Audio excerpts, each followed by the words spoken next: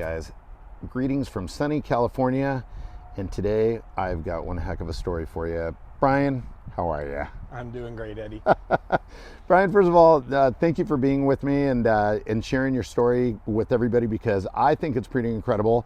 And as I bring the camera a little bit lower, we notice that your plate here is from Ontario. Ontario, not Ontario, California either, huh? No, Ontario, Canada. Dude, okay, so you are one of 3 guys that decided to go ahead and embark on a crazy adventure.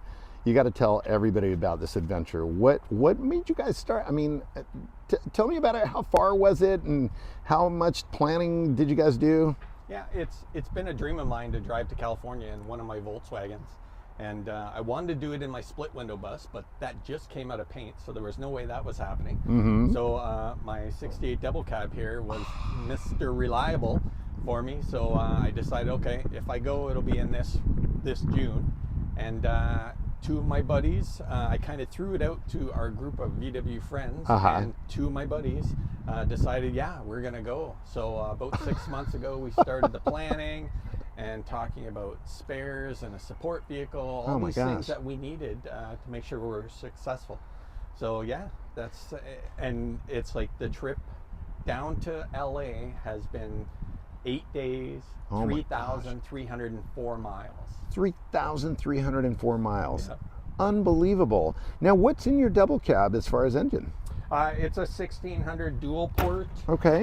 It was rebuilt. It's just a basic engine, but it's run like a champ. But this is great. Yeah. Little dirty in there. You know, oh no, are you kidding me? Compared to some, I'm not winning any shows compared to you California folks. Yeah, man. You're right. serious about this break.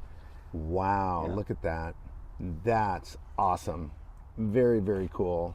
So, I mean, talk about, dude, that's a lot of miles. Yep. And now with the my other ass will tell you it's a lot of miles in a bus. No, it's awesome, awesome, and testimony to the reliability of the car, which is fantastic. Now I'm looking at your shirt real quick. Tell me about this little shop of Volkswagens. Is that your shop? Yeah, it's a personal shop of mine. Okay. It's for me and my friends to do work on our Volkswagens. Nice. It's not really open to the public. I help people out here and there, but I don't take any work in or anything like that. It's just for fun. Just for fun to get your cars ready for a crazy trip. Exactly. And at one time I did own all 3 of these, a single cab, my split bus, I still have that, and a 75 panel. A 75 panel. My shtick, I guess, in the VW scene is I buy really cool vehicles and I enjoy them for a year or 2, and then I flip it, and it's like, let somebody else enjoy it. There you go. And actually, funny enough, I just got a message this morning from a guy that bought my 72 Squareback, and he says, Brian, I've been following your story. I love it. I'm actually going in 3 weeks to Vegas in my Squareback. No way. So I started giving him some information and the planning he should be doing. So it's kind of cool. A second vehicle, mine's going to kind of make it out. Dude, that is awesome. Yeah. That is awesome. So how did it go when you guys started? How was everything going? And real quick before you say that, what were the other 2 cars that were coming with you? So my friend Aaron is driving his 72 Super. Okay. He's got a 2180 fuel injected engine in there, CV performance. It's a lot of power. Yeah, it is, and he did awesome coming out. And then my friend Mariano, he was driving a 55 Oval, and he had a 2110 in there. A 2110. Yeah. Okay. So, and then I don't know. Do you want me to talk about the issues? Yes, of course. Everybody wants to know. Are you kidding me? What happened? Yeah. So a few small things. Aaron ran out of gas before we even got into the States by Windsor. Again, not being used to the fuel injection consumption and everything, and the different tank size, because he had to switch out his tank. Ran out just before, but fortunately in the sport vehicle that we had spare gas, so that was no problem. Okay. And then just after the border, again, Aaron, he broke a throttle cable. So he was on the road for... Not too bad. Yeah, not too bad. About a half an hour or so to swap that out. Okay. And then the next issue, I think, was in Wyoming somewhere where I ran out of gas. We pulled off an exit. You could see the gas sign there. It was all lit up and everything. We go, and the gas station's all boarded up, but the lights are still on. It still showed the price of gas. And That's it's like, weird. oh no. So pull back on. It was 12 miles to the next gas station pull off, Oh. and I made it 10. Wow. Wow. And, Okay. and then going just before Reno, the hills of Nevada, Mariano lost an engine, excessive back pressure, and blew a seal. Oh no. So we were in Reno until 3 o'clock in the morning, swapping out his nice 2110 out of the 55. So you have to strip it down to nothing, and to the long block, get that out, and then we stripped down the 1600 single port engine that we had as a spare in the back of my Chevy, and threw that in. So yeah, we finished up at 3 o'clock in the morning. Oh and then, my gosh. Yeah, so That's that was part of crazy. it. And then I had to leave the next morning because my wife was flying in from Toronto to San Francisco to meet us. Okay. So I left at 7 in the morning or 7:20, and then those guys had to find an exhaust that would fit that engine because the bus exhaust wouldn't fit on the 55. Okay. So they didn't get out of Reno until 4 o'clock that afternoon. Unbelievable. And then as soon as I got into California, it's like I lost my return spring on my Oh really? on my On the carb? Yeah, on the carb. Okay. Like for the throttle cable. And it broke. Luckily, it broke at the hook. And I think that was because of in Wyoming we had 40 mile per hour headwinds, and I just had it floored the whole way, and I'm going like 40, and I'm like, come on baby, you can do 41. Oh my gosh. And so I think just that excessive like stretching, it broke Yeah. it. So luckily I was able to just wind the spring on a bit and then rehook it, and I made it to Combi House and picked up some spares in Sacramento. And then I got to San Francisco at 1:30 just in time to pick my wife up at the airport. No way. But the other two, they didn't get in till 11:30 that night because they had that late start later on. But we all made it to San Francisco. Wow. Yeah. So. Dude, but that's impressive that you guys actually take off from the other side, you know, and I mean, all these miles, and really you didn't really start to have any major issues until you got over to Reno. I mean, that's, wood. I mean, how many miles was that you guys clocked before you had that issue? Probably just Reno, probably 2,200 miles. Wow. Somewhere in there, 22 to 24. That's impressive. Miles in there. Yeah. And now, do you guys on your on your engines and on the dash, do you guys have? Are you keeping track of the temperature or anything, or? Yeah. So on my bus, I have a pressure and I have temp. Okay. And all right. so most of the time, my pressure is like right at 40. Okay.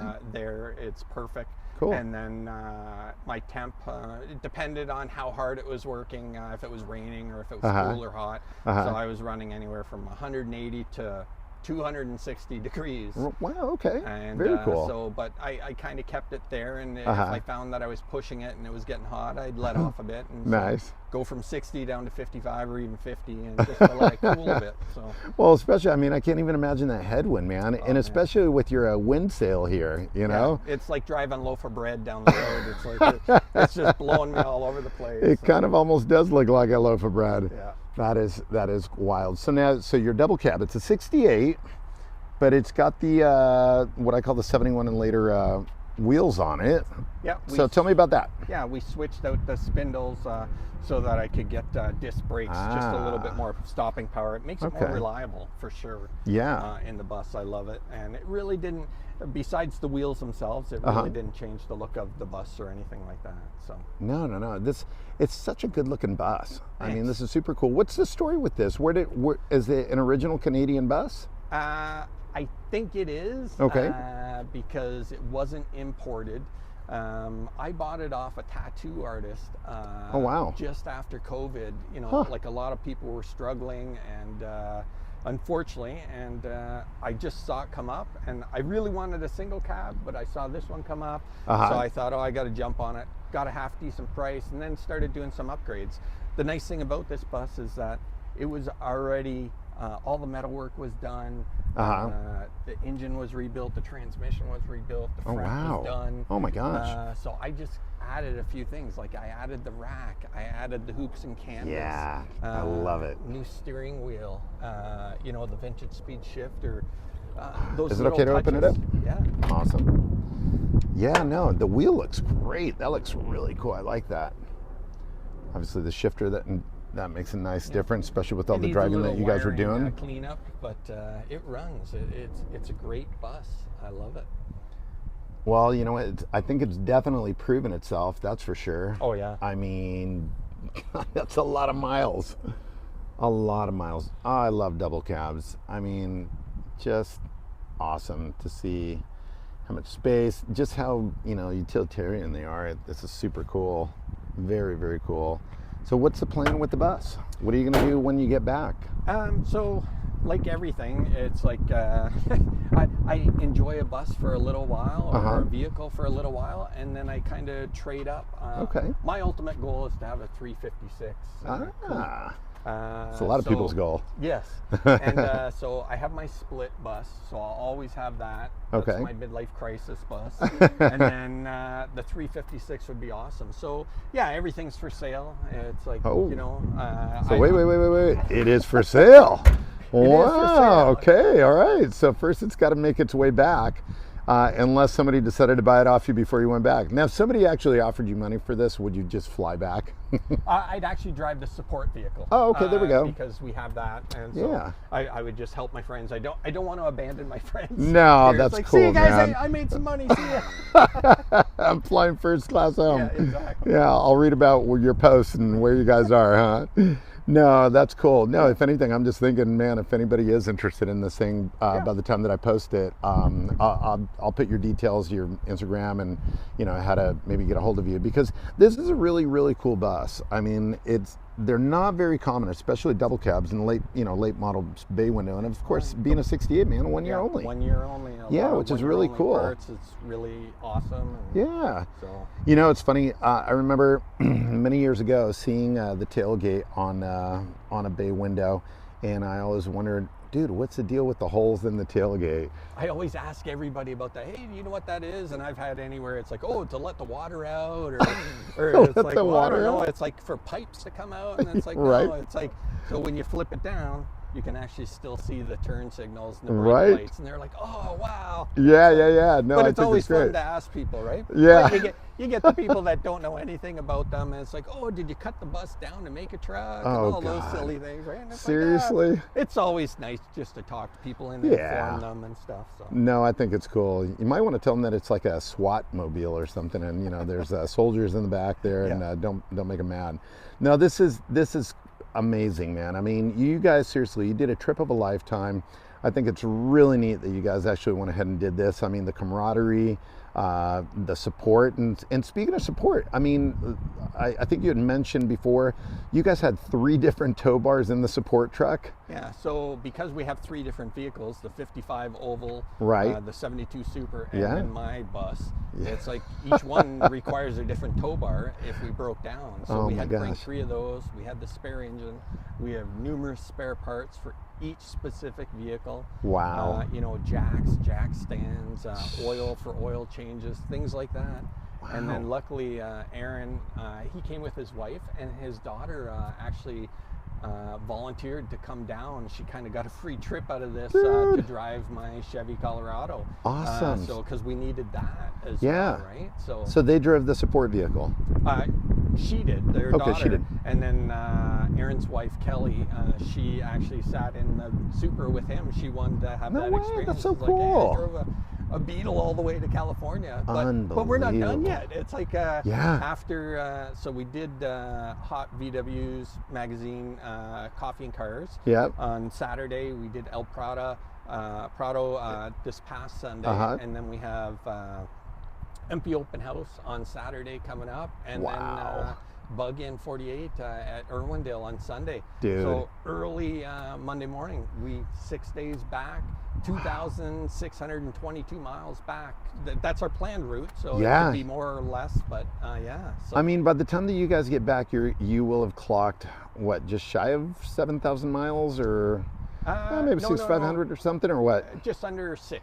Oh, just under 6. Yeah. Okay. Yeah. So you're not coming. Oh yeah, because you're going straight back. You're not making the stops or the way that you guys came back out. Doing San Francisco, blah blah we blah. wanted to do a different route back, so Okay. we're doing Vegas, Monument Valley, Utah. We're gonna hit Beautiful. the Four Corners like New Mexico, things like that. Colorado. Make That it is different, right? awesome. And try to beat that Las Vegas heat wave they're having right now, 41, 42 degrees. Like, ugh. Yeah. No air Yeah. conditioning in this baby. No, I know, right? Seriously. Oh, that's awesome. Well, I mean, I want to wish you guys the best of luck. I think it's impressive what you've done, and I definitely know that you've inspired people, to start thinking about, doing a nice road trip. Aside from obviously, some of the little mishaps and stuff. What would you say is one of the most memorable moments from coming down? Now, obviously, you'll have a memorable moment going back, but what would you say was your favorite part? The favorite part, I think, was being on the Pacific Coast Highway, being together, the three of us. It's almost choking me up thinking about That's it. It's like awesome, we did dude. it. It's like 6 days to get to there, right? And on the 7th day, we have that picture of the three of us with our vehicles. And, Oh. It's just amazing, right? Like, so Yeah. the whole trip is memorable, but just that part is just like, Yeah. something I've always wanted to do. That's so cool. Yeah. That is so cool. And yeah, it is definitely something to get choked up about, just because, I mean, the planning, the tenacity, the who knows what could happen. And I think it's one of those things that when you guys are older, you're going to look back on it and you're going to be talking about this forever, Yeah. And so I guess that would also beg the next question is, what's the next trip? If you guys decided, if it went so well and you guys had so much fun, where would you guys go next? So it's funny, my wife doing the trip from San Francisco down to LA, just a couple of days. She goes, "Oh, I'd like to do the East Coast, like go out to Maine and everything." And, Wow. And see that. So I was surprised because she's not one to go to the shows or anything. Or she's like, "Oh, this is so unsafe in the bus and stuff." And it's like, when she said that, it's like, wow, it's like awesome. So I'm really looking forward to that. So that might be our Wow. next trip, is going down the East Coast and That's checking awesome. that out. So yeah. Now, if you did that, do you think by then you'll probably do it in the split window? Yes. Really? So I'm hoping to start work on my split in September. Okay. I already have an engine. I already have all the suspension, everything. I'm just looking for a few small items, wiring harness, things like that. But it'll just be time to put it together. So That's awesome. I'm hoping next summer. It's like, yeah, I'll Very have that cool. on the road. Oh, that's so awesome. Yeah. Well, seriously, man, congratulations. It's quite the accomplishment. I want to wish you guys a safe trip back. And obviously, there's still more fun to be had this weekend. So thanks for taking the time out to go ahead and do this for me and sharing with everybody else out there. So hopefully people will be inspired. And hey, who knows, man, maybe by the time that the East Coast trip comes along, there might be some other takers that want to go along with you. I hope so. Yeah, Yeah. I think it'll be great. Thanks Well, to Brian, you, Eddie, and Yeah, man. and the scene down here in California, man. Everybody's been super nice to us and super helpful. So I appreciate all that. Brian Roth, helping us out with an issue. So yeah, Oh, that's thanks again. awesome. No, our pleasure. That's one of the things that's always cool about the Volkswagen community. No matter where you're from, people always come together. If you need parts, if you need, space, storage, whatever, people always come out of the woodworks to go ahead and, and help you out. So, and I gotta say, man, you Canadians, you guys are some of the nicest people I've ever met on earth. So how could we not do anything nice for you guys, huh? Thanks again. All right, man, we'll take care and safe travels, my friend.